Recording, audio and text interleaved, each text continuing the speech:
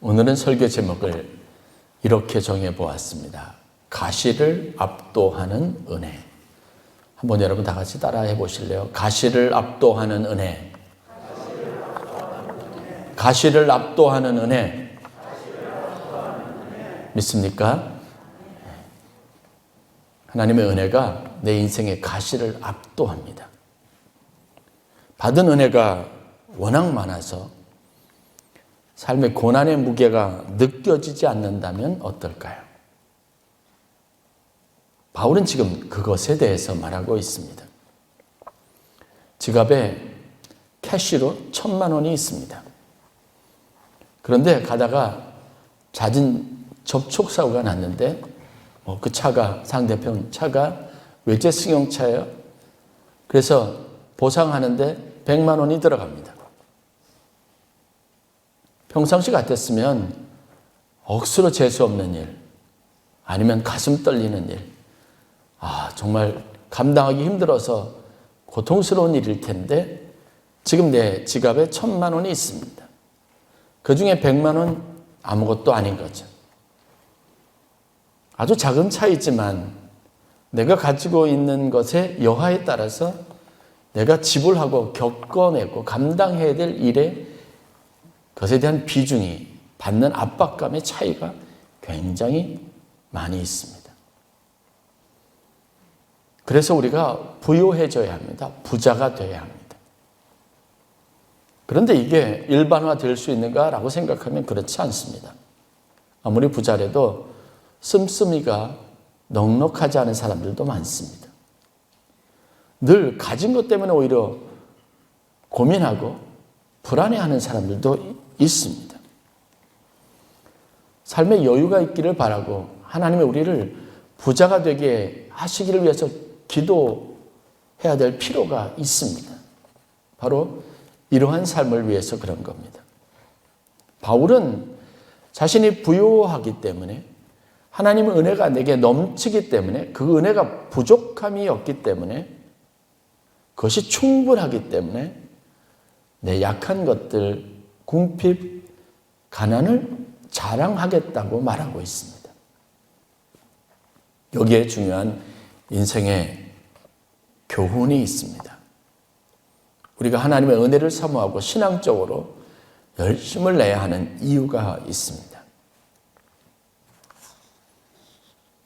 지난 한 주간 동안 월요일부터 목요일까지 저희가 연회에 특별히 어렵고 힘든 교회, 교역자들을 중심으로 개척교회, 삼각교회, 주로 이런 목회자들과 또 새로운 목회, 코로나 이후에 새로운 목회에 대한 관심을 가지고 있는 분들을 초청해서 강원도 평창에서 세미나를 개최했습니다. 인문학자, 통계학자, 또 신학자, 소통과 공감에 특별한 어떤 재능을 가진 분들, 이름만 대도 방송을 통해서, 매체를 통해서 잘 알려져 있는 분들을 강사로 초청을 해서 낮에는 그분들의 강의를 듣고 저녁 때는 집회를 했습니다. 이분들이 구체적으로 제시하는 코로나 이후, 코로나 시대에 한국 사회에 어떤 변화가 있었는지를 수치를 대면서 제시하고 근거하는데 저희가 그 강의를 듣는 게 참 힘들었습니다. 여러분 놀라지 마십시오. 지금 현재 상황으로 보면 지금 한국 교회 구성원 중에서 가장 적은 비율을 차지하는 인원이 20대부터 35세까지의 청년들의 비율이랍니다. 이런 통계 수치를 가지고 실질적으로 이들이 전체 교회에 차지하는 비중이 채 10%를 넘질 않아요. 이 추세대로 간다면 그 교수님 말대로는 2050년대 한국 교회는 없다는 겁니다. 29년 후에 이 추세대로 젊은이들이 계속 지금 우리 교회를 구성하는 기성세대, 핵심 세력이 될 때 그들은 교회를 떠났기 때문에 교회는 이제 텅텅 비게 된다는 거예요. 그나마 개척교회, 상가교회, 미자립교회 이것도 행복한 고민이라는 겁니다. 그럴 여지가 아예 없게 된다는 충격을 받지 않을 수 없습니다. 한국의 자살률이 OECD 국가 중에서 아직까지도 23.5명, 10만 명 중에 23.5명으로 탑 랭크 1위입니다. 코로나 시대에 그분이 말하는 것은 여러분 하루에 몇 명이 스스로 목숨을 끊는 줄 압니까? 라고 하면서 186명이 목숨을 끊는다는 거예요.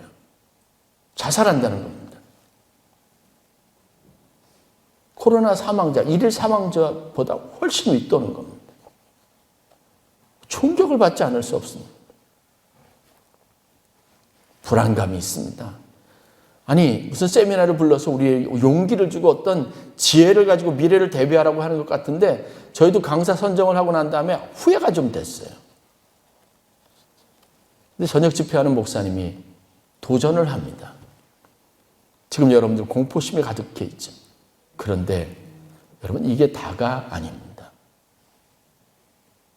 우리에게는 하나님이 있습니다.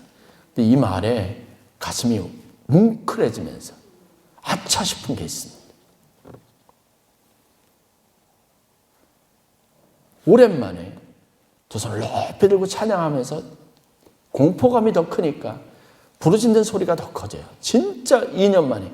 거기 오신 강사님도 지난 2년 동안 강의 한 번 나가지 못하고 수입이 다 끊겼다 그래도 우리도 하우스 푸어라고 말하더라고요. 그 위기는 모든 사람에게 다 있었던 겁니다. 오랜만에 모여서 손을 들고 부르짖어 기도하는데 정말 뜨거웠습니다. 그때 느낀 게 뭐냐면 바로 이겁니다. 우리의 현실 상황이 아무리 궁핍하고 어렵고 불안감이 아무리 크다 할지라도 공포가 넘친다고 할지라도 아무리 극심한 코로나 상황, 오랫동안 지속됐던 코로나 상황이라도 하나님의 은혜의 크기가 우리의 현실을 압도하는 힘이 있음을 믿으시길 바랍니다. 하나님을 믿는 믿음이 회복되니까 모든 상황들이 심각하게 여겨지지 않아요. 대책이 있는 겁니다. 코로나가 우리에게 왜 2년이라고 하는 이 지루한 세월을 공포 속에서 여러 가지 많은 산업 기반이 무너지고 많은 사람들이 절망하고 우리의 일상을 다 빼앗기는 일이 극한 상황까지 오게 됐는지 아십니까? 치료제 그리고 대책이 없으니까요. 오늘 하루 코로나 확진자가 100명인데 그중에 1명이 세상을 떠났어요. 코로나 때문에 죽었습니다. 단순한 수치로 통계적으로 계산하니까 내일 이 접촉자로부터 확진자가 늘어날 비율을 따지면 향후 5만 명, 10만 명으로 늘어날 텐데 그때 이 비율대로 똑같이 증가하면 사망자가 하루에도 몇백 명, 몇천 명이 되는 겁니다. 이 뉴스를 접하고 여러분 공포심을 안 느낄 사람이 어디 있겠습니까? 그런데 지금은 예전하고 다르게 4차 유행 때 하루에 1,000명이 넘는 인원이 지금 7일째, 8일째 계속되고 있다고요. 2,000명이 넘어섰습니다. 그런데도 지금은 희망차게 위드 코로나를 꿈꾸고 있습니다. 몇천 명이 나와도 이제는 상관없다는 거예요. 왜 그렇죠? 백신을 맞았기 때문에 중증으로 갈 확률, 치명률이 상대적으로 낮아졌습니다. 여기에 근거를 두고 있는 겁니다. 12월 달이면 치료제가 나온다고 합니다. 이제 승인 나서 당장 선진국에서 아니면 돈이 있는 사람들은 치료제를 통해서 코로나 걸려도 이제는 문제가 되지 않습니다. 현실 상황이 우리를 공포로 몰아넣을 걸, 우리를 약하게 하는 게 아니라 우리 내면에 우리 삶에 대해서 우리가 당하고 있는 위기에 대해서 질병의 문제에 대해서 대처할 수 있는 힘이 있느냐 아니면 우리 마음에 그것에 대한 소망이 있느냐 없느냐의 여하에 따라서 삶의 질이 달라지고 문제의 강도가 달라진다는 소중한 경험을 우리가 얻게 되는 겁니다. 한국이 1인당 국민소득이 3만 1,000불이라고 합니다. 2020년도에. 2020년 초반에는 3만 5,360인가? 그 치수가 돼가지고 굉장히 높았는데 그게 그나마 코로나 때문에 좀 떨어진 겁니다. 이 수치는 G7의 한 국가라고 하는 이탈리아보다도 더 높은 수치라고 하니까 경제 규모로 따지면 우리가 지금 살아가는 평균 국민소득으로 따지면 G7, 세계 7개 선진국가의 겨눌만큼 우리가 잘 살고 있는 겁니다. 그런데 여러분, 우리 스스로 잘 산다고 느끼세요? 물어보면 다 아니라고 말합니다. 그런데 정말 정확하게 물어볼까요? 과거에 비해서 여러분들 못 살고 있습니까? 가난합니까? 아니에요. 경제적인 부가, 환경의 개선이 여러분을 만족하고 행복하게 하고 문제에 적응하고 문제를 대처하는 데 있어서 훨씬 더 안전하게 보장된 그런 미래를 선물해 줄까요? 여러분, 절대 아닙니다. 근본적인 인식의 변화가 필요합니다. 바울은 자신의 경험을 토대로 해서 자기가 임상 경험을 한 사람으로서 자기가 겪었던 여러 일련의 일생의 기억들을 되살리면서 우리를 강하게 하고 우리를 온전하게 하고 우리의 삶을 능력 있게 하고 가치 있게 하고 의미 있게 하는 것은 삶의 조건이나 환경이 아니라 바로 영적인 힘에 있다라는 사실을 말하고 있습니다. 우리에게는 인생에는 가시를 압도하는 은혜가 흐르고 있다는 겁니다. 그리고 이 은혜를 받으라고 말합니다. 여러분, 인생의 문제를 인간적으로 해결하는 노력을 이제는 벗어버려야 그나마 행복해질 수 있고 극한의 상황이 찾아와도 두려워하지 않을 수 있습니다.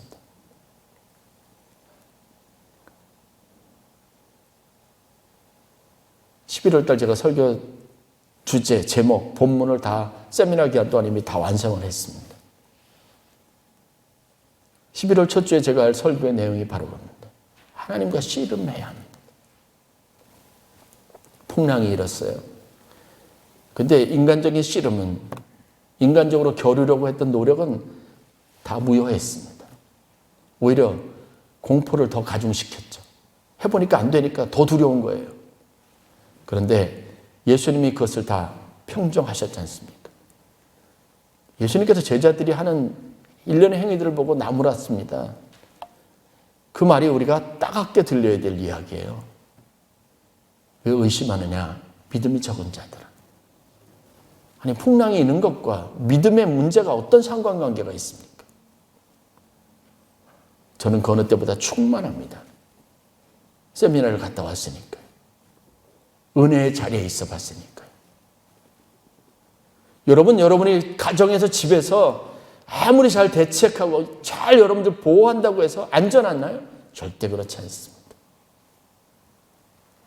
바울의 해결책, 바울의 지혜, 그가 신앙생활하면서 깨달은 이 보석과 같은 진리에 우리가 마음이 움직여져야 합니다. 은혜가 있는 자리에 여러분들이 와야 그 은혜를 경험해야 은혜의 말씀을 들어야 현실을 이겨나갈 수 있습니다.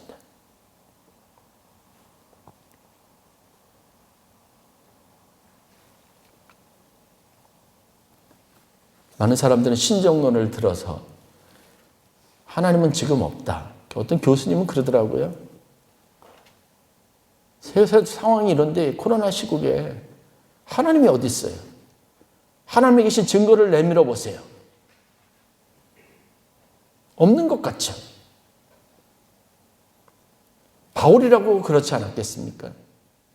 그는 일평생 바리새인으로 율법에 평생 자기 인생의 목표를 걸고 그것을 자기의 철학과 가치관으로 삼고 그 안에서 가장 안전하고 가장 복된 삶을 살 것이라는 신념을 가지고 살아왔던 사람입니다.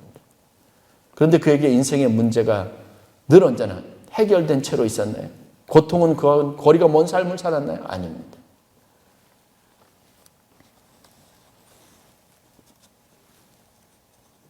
고통을 이기기 위해서 자신의 인생의 가장 큰 안전을 보장받기 위해서 자기가 경험한 병상일지를 써가면서 고통에 대한 자기의 회한, 느낌을 말하면서 성도들에게 권면하고 있습니다. 그것도 문제 많은 고린도 교인들에게 간절한 마음으로 권면하고 있습니다.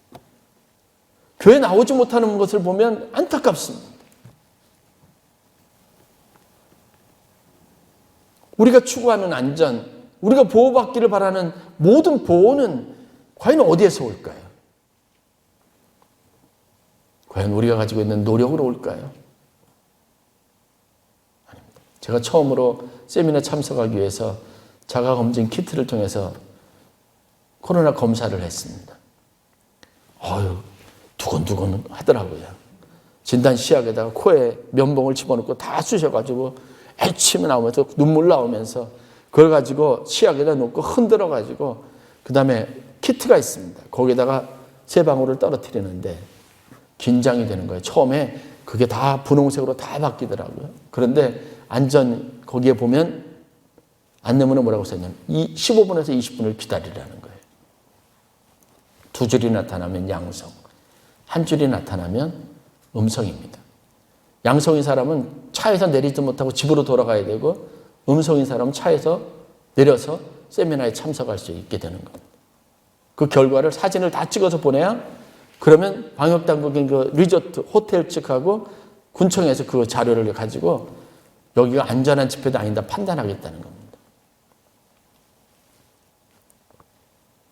제가 백신을 맞았는데 항체가 잘 형성돼서 뚜렷하게 한 줄 음성이 나왔습니다. 저도 사실 불안했어요. 백신을 맞았는데 내가 괜찮을까? 가서 PCR 검사 받으라고 하는 안내문이 나와도 안 갔습니다. 못 가겠어요. 혹시나 의심이 돼도 못 가겠습니다. 불안했어요. 왜냐?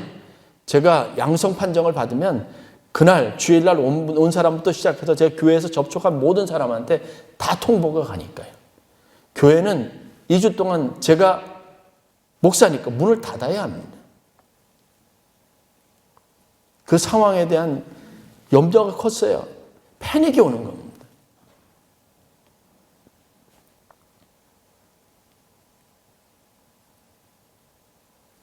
영장 검사를 받고 나니까 좀 안도가 되더라고요. 그런다고 보장이 돼 있으니까 또 어떤 문제가 일어날지 아무도 알 수 없어요. 그건 순간을 모면하는 기쁨일 뿐이죠. 여러분 좀 더 강한 사람이 되고 싶지 않으세요? 좀 어렵고 문제가 생기면 넘어지기를 반복하고 좋은 일이 있으면 막 기뻐서 날뛰다가 세상에 가장 큰 무슨 우울증이 있는 조현병이 있는 사람처럼 말이에요. 어느 날 하늘 꼭대기를 날다가 어느 날 갑자기 저 깊은 동굴 속으로 들어가는 일을 반복하는 일을 계속 하시겠냐는 거예요. 바울은 그럴 필요 없다라고 말하고 있습니다. 우리 삶에 능력, 진짜 강한 능력을 가지기 위해서 우리가 해야 할 일이 무엇인지를 오늘 본문을 통해서 말하고 있습니다. 바울을 통해서 하나님께서 주셨던 음성과 메시지를 통해서 바울을 강한 자로 만들었던 하나님의 뜻이 무엇인지를 살펴볼 필요가 있습니다. 저는 두 가지를 여러분들에게 말씀드리고 싶습니다. 첫째는 치유의 은혜를 받으시면 됩니다. 어떤 문제가 있어도 문제가 있으면 그것을 치유하는 힘이 있습니다. 그것이 우리에게 안정감을 주는 거죠. 우리 인생을 강하게 합니다. 조심스럽게 하다 보니까 확진되지 않으려고 하다 보니까 아무것도 못하겠습니다. 그런데 연예일에 결정하는데 하다못해 어떤 일을 계획했던 일을 취소하는데도 회의를 통해서 해야 되니까 감리사라고 계속 오라고 합니다. 일주일에 두세 번씩 본부로 광림교회로 가서 늘 회의하는 거예요. 불안해요. 보장된 안전은 없습니다. 그런데 하나님의 은혜가 있어서 그 은혜가 충분히 우리를 치유하고도 남는다는 이 능력으로 은혜에 대한 인식이 바뀌어지기 시작하면 여러분 담대할 수 있어요. 요즘은 겁나는 게 없습니다. 하나님의 은혜가 여러분들을 치유하는 줄 믿으시기를 바랍니다. 그건 성경이 분명하게 말하는 거예요. 죽은 자도 살렸습니다. 바울은 자기의 질병의 심각한 것을 알고 있어서 누가의 기록에 의하면 당시의 역사학자들의 기록에 의하면 이게 다발성 염증, 쉽게 감염되기 쉬운 그런 체질이에요. 염증이 나면 여러분 목이 조금만 부어도 저희 사모가 지난 일주일 동안 내내 감기 때문에 고생했는데 몸살을 앓았는데 왜? 염증이에요. 항생제를 먹지 않으면 안 되는 거예요. 집에서 아무리 쉬어도 밖에 외출하지 않고 있어도 안 되는 거예요. 항생제를 투여해야 되는 겁니다. 결국은 항생제 투여를 받고 주사 맞고 지금 좀 나아졌습니다. 코로나도 마찬가지예요. 치료제 있으면 백신 맞았으면 여러분 두려워할 필요가 없습니다. 하나님이 우리에게 공급하시는 은혜가 있으면 치유가 일어납니다. 치유의 은혜를 위해서 기도하면 되는 겁니다. 이 절대적인 무기를 여러분들이 손에 주시기를 바랍니다. 은혜는 뭐라고요? 가시를 압도하는 힘이 있습니다. 어떤 문제가 일어나도 상관없어요. 하나님의 은혜가 있으면 되니까요. 그래서 기도하는 겁니다. 만사를 변화시키고 사태를 역전시키고 문제를 해결하게 하는 힘이 하나님에게 있으니까요. 이 은혜의 큰 물줄기가 흘러가는데 그것이 내 인생에 흘러 들어오게 물꼬를 트면 되는 겁니다.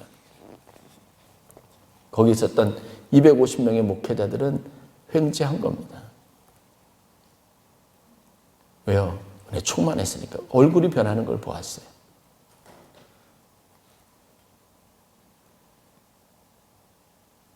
표정이 바뀌어져요. 여러분, 이것은 우리가 그동안 신앙생활하면서 계속 해왔던 경험입니다. 하나님께 구하는 것이 곧 모든 문제 해결의 시작이자 끝입니다. 기도는 은혜의 강물이 내게 오도록 물꼬를 트는 거죠. 문을 열어 제치는 겁니다.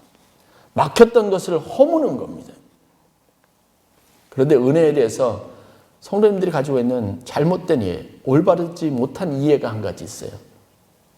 이거는 여러분들이 깊이 생각해야 합니다. 은혜는 경험한 사람들의 주관적인 감정이지 객관적으로 표현하고 말할 수 있는 게 아닙니다. 여러분 그렇죠. 은혜 그러면 은혜 받았다 그러는데 막연하지 않습니까? 그 은혜가 뭔지. 아니 저 사람은 왜 은혜를 받았다 그러는데 저렇게 하는지 여러분 이해할 수 없잖아요. 그럼 여러분들 은혜를 모르는 거예요. 은혜를 받은 사람은요. 의사가 99% 생존율이 1%라고 말해도 은혜를 받은 사람, 은혜를 아는 사람은 그 1% 확률을 99% 성공률로 생각하고 여러분 결국은 병을 낫게 하는 그런 기적을 일으키는 사람들입니다.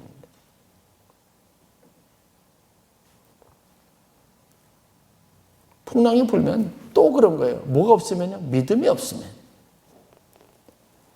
은혜를 아는 사람은요, 문제가 생기면 금식합니다. 대처 방안을 알고 있어요.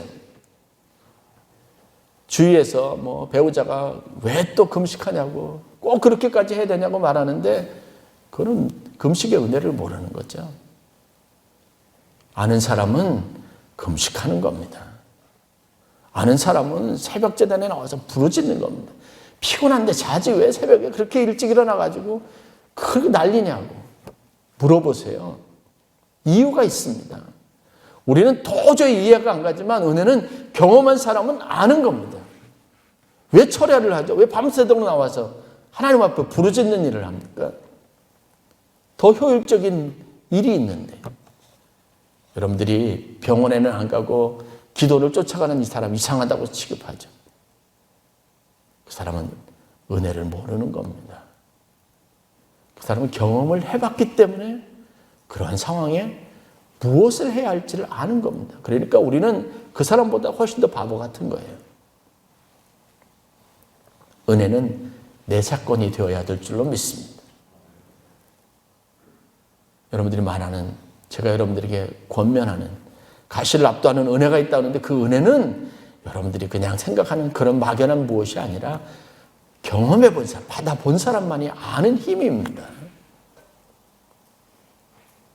저희 교회 연령별로 제가 항상, 저는 사회학도이기 때문에 그런 것에 대한 민감한 수치를 가지고 있습니다. 여러분들은 그냥 하는지 알지만 저는 우리 교회 학생들의 비율, 청년들의 비율 이런 것에 대해서 민감합니다. 장년 어른들의 비율, 그래서 이것의 균형, 그래서 다음 세대에 대한 어떤 구체적인 이어갈 수 있는 브릿지가 만들어지는 일을 위해서 목회에 제가 초점을 많이 맞춥니다. 저희 교회 젊은 부부들이 있는 것은 축복이에요. 여러분 잘해 주셔야 돼요. 저 사람들을 귀하게 여겨야 합니다. 저기 앉아있는 저 젊은 부부들이 여러분 다른 교회가 암담하게 생각하는 우리의 보장된 미래예요. 저 사람들이 하나님의 은혜를 체험하고 하나님을 알고 경험하는 것으로 하나님의 나라는 이미 든든하게 세워지는 겁니다. 불안했던 적은 역사적으로 늘 있어 왔습니다. 그런데 하나님의 교회는 망한 적이 없습니다. 2050년 통계 수치로는 우리 교회 미래가 없다고 말하지만 우리 미래는 확실하게 있습니다. 하나님을 믿는 믿음이 있다면요. 취업을 앞두고 있는 젊은이들을 위해서는 정말 결사적으로 기도해요. 저는 그런 마음으로 기도합니다. 저희 권사님의 할머니가 손녀딸 취업을 위해서 정말 열심히 기도합니다. 제가 그 마음을 아니까 같이 기도합니다. 근데 그 손녀딸에게 뭐라고 그러겠어요? 내가 기도할 거야. 잘 될 거야. 그럴 거 아니에요? 그러면 손녀딸은 어떻게 알겠어요? 내가 잘 된 것은 할머니의 기도로 잘 됐다는 거 알 거 아니에요? 다음 세대는 이렇게 신앙적인 영적인 경험을 공유하고 공감하면서 키워지는 겁니다. 아주 아이들에게 우리가 그런 부모가 되어야 되지 않겠냐는 겁니다. 바울이 그런 마음으로 하는 겁니다. 여러분, 내가 경험해 보니까 아무리 힘들고 통증 때문에 내가 잠을 못 자고 괴로운 날들이 많았는데, 그런데 하나님의 은혜를 알고 나니까, 경험하고 나니까 이 통증이 가볍게 느껴지고, 기도하는데 묵상하는데 하나님의 손길이 내 몸에 닿는 것을 내가 느끼고, 그러면 그 통증이 싹 사라지는 것 같은 신비한 체험을 늘 한다는 겁니다.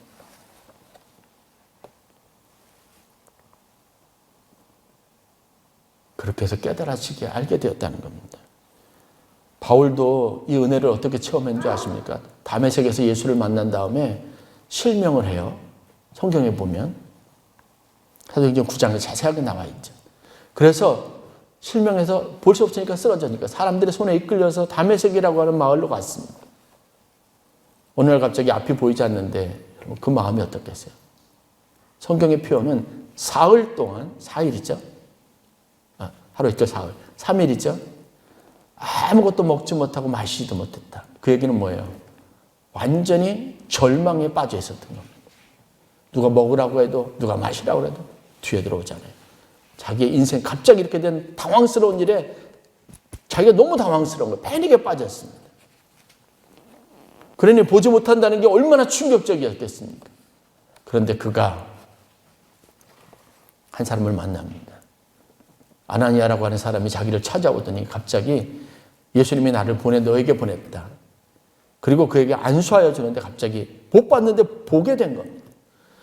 그 아나니아가 찾아와서는 보게 한 이후에 이방인의 구원을 위해서 사도로 세운 나의 종이라고 내게 말씀하셨다고 하는데 그 이야기가 귀에 들어오지 않겠냐는 겁니다.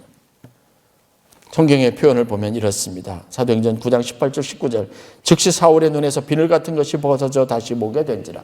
아나니아가 안수하니까 있게 된 일입니다. 일어나 세례를 받고 음식을 먹음에 강건하여 지니라. 20절을 보겠습니다. 즉시로 각 회당에서 예수가 하나님의 아들이심을 전파하니. 이거는 텀을 두고 일어난 일 아니라 바로바로 일어난 일입니다. 22절 사울이 힘을 더 얻어 예수를 그리스도라 증언하며 하여 다메섹에 사는 유대인들을 당혹하게 하니라. 갑자기 확 변한 거예요. 내가 눈이 멀었는데 예수라고 하는 분이 내 눈을 뜨게 한 겁니다.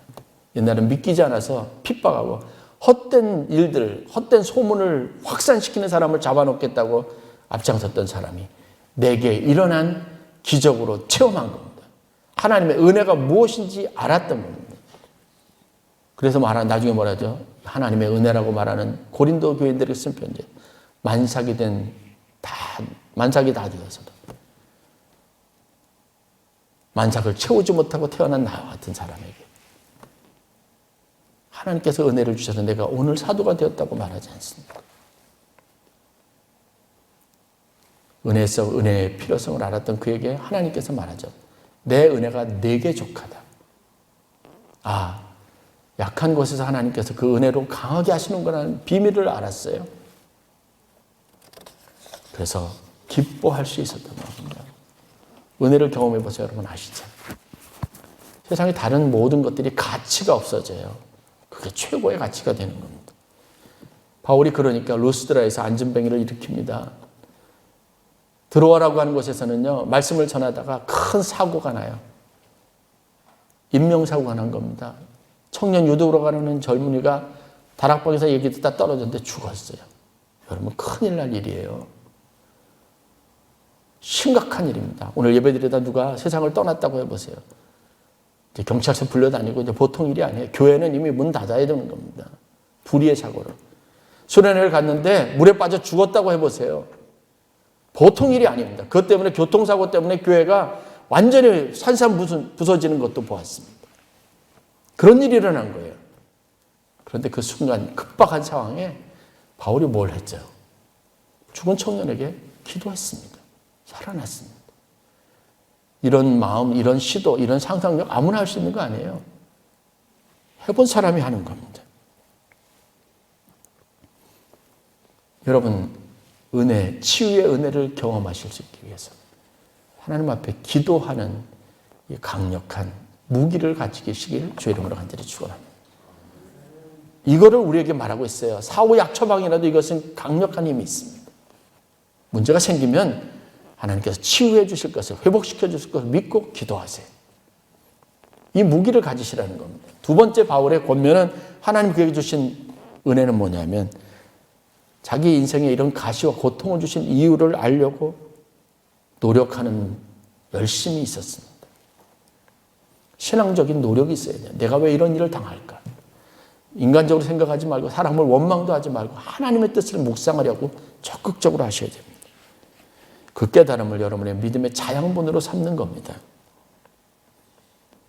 그것을 알았기 때문에 고난을 유익으로 삼는 탁월한 능력을 발휘했습니다. 뭐든지 하나님과 연결시켜서 생각할 수 있었습니다.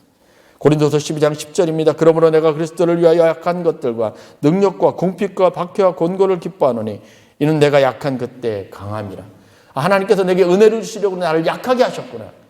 이건 내게 통증, 고통이었는데 아니구나. 나를 낮추시는 거였구나. 가만히 묵상해 보니까 자기가 굉장히 교만했던 사람이었어요. 자기는 굉장히 고집스러운 사람이었습니다.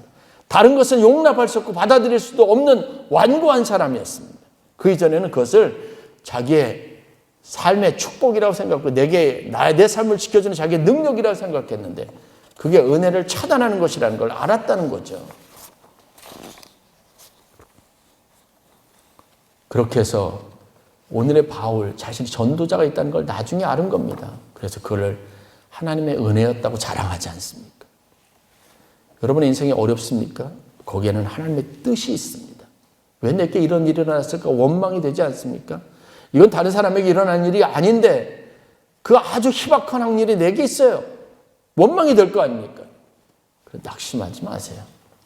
거기에 하나님의 뜻이 있습니다. 그래서 신앙적으로 노력해야 돼요. 하나님 왜 내게 이런 일이 일어났습니까?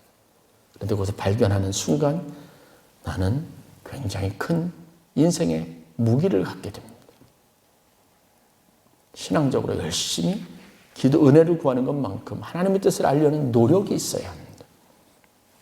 지금은 고인이 되신 이연자 장로님 마지막 세상을 떠나실 때 제가 선명하게 기억하는 것이 있습니다. 죽음을 앞둔 사람이 우리 죽음을 다 두려워하잖아요. 근데 그분은 마지막에 그렇지 않았어요. 제가 세상을 떠나시기 전에 요양병원에 계셨어요. 저 용인에 있는 요양병원에 계셨는데 한 달 전쯤인 것 같아요.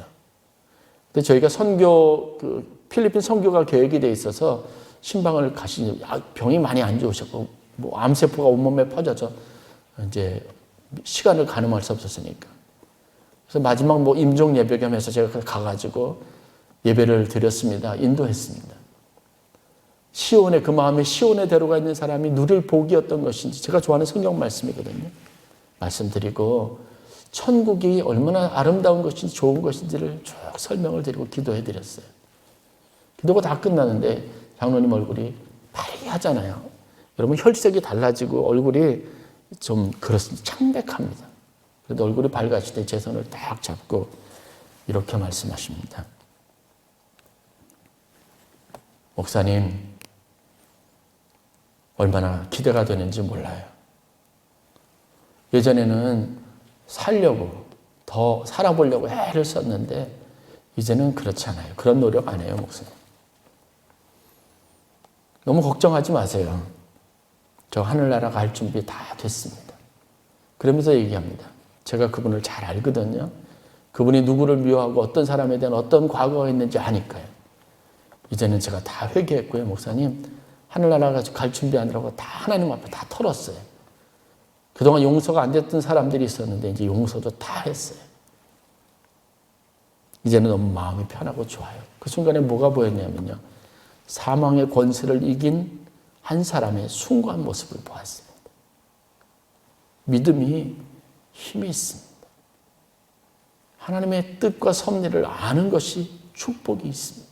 내일이 희망이 있으니까 죽음도 막을 수 없는 희망입니다. 위로하려던 제가 위로를 받았죠. 그 순간 인생이 복잡하지 않구나. 그래, 하나님 말씀을 붙잡으면 그래, 부활, 말로만 부활이 아니라 내게도 일어날 일로 품으면 그래, 의외로 인생이 간단하겠구나라는 생각을 가져봤습니다. 그래서 쉽게 간단하게 생각하는 법을 실천하려고 애를 썼습니다. 은혜의 힘이 커요. 하나님의 섭리와 계획으로 모든 것이 이해가 되어지면 우리는 강력한 힘을 얻습니다. 통증은 아무것도 아니에요. 사랑하는 성도 여러분, 세상은 앞으로 우리에게 일어날 일은 더 혹독할 수 있습니다. 이제 가을이잖아요. 추운 겨울이 오면 더 춥고 더 혹독합니다. 그러더라도 걱정하지 마십시오. 하나님의 은혜의 크기를 이길 수 있는 것은 세상에 존재하지 않습니다. 내게 가시가 있어도 이 가시를 압도하는 은혜가 내 인생에 흐르고 있습니다. 이 하나님을 믿으시고 여러분의 주인으로 삼으시고 승리하는 삶을 살아가시기를 주의 이름으로 간절히 축원합니다.